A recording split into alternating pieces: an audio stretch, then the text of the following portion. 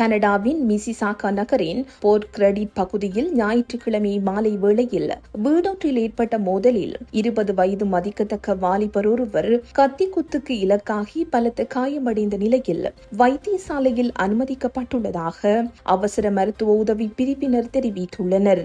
Board கிரெடிட்டில் உள்ள lakh sure road west சந்திப்புக்கு அருகில் அமைந்துள்ள பைன் அவென்யூ நோர்த் பகுதியில் உள்ள குடியிருப்பு ஒன்றிலேயே இந்த சம்பவம் இடம்பெற்றுள்ளது.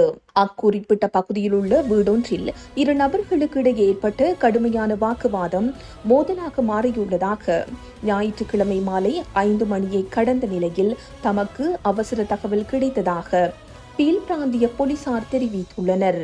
சம்பவ இடத்திற்கு விரைந்த போலீசார் அங்கு தனக்கு தெரிந்த நபர் ஒருவருடன் ஏற்பட்ட மோதலின் போது கூர்மையான ஆயுதத்தினால் உடம்பில் வெட்டுக்காயங்களுக்கு உள்ளான நிலையில் காணப்பட்ட வாலிபரை மீட்டுள்ளனர்.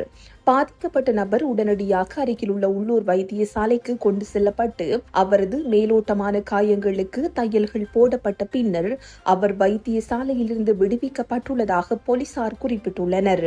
இந்த சம்பவம் ஒரு கத்திக்குத்து சம்பவமாக வகைப்படுத்தப்பட்டிருந்த போதிலும் பாதிக்கப்பட்ட நபரின் உடலில் ஆழமான குத்து காயங்கள் எதுவும் ஏற்படவில்லை என்று புலனாய்வாளர்கள் ஊடகங்களுக்கு தெளிவுபடுத்தியுள்ளனர். இக்குற்ற செயலுடன் தொடர்புடைய சந்தேக நபர் ஒரு முதிர்ந்த ஆடவர் என்று போலீசார் அடையாளம் கண்டுள்ளனர். இந்த விவகாரம் தொடர்பாக மேலதிக தகவல்களை அறிந்த சாட்சிகள் அல்லது பொதுமக்கள் எவரேனும் இருப்பின் அவர்கள் உடனடியாக பீல் பிராந்திய போலீசாரை தொடர்பு கொள்ள முடியும் என்று தெரிவிக்கப்பட்டுள்ளது.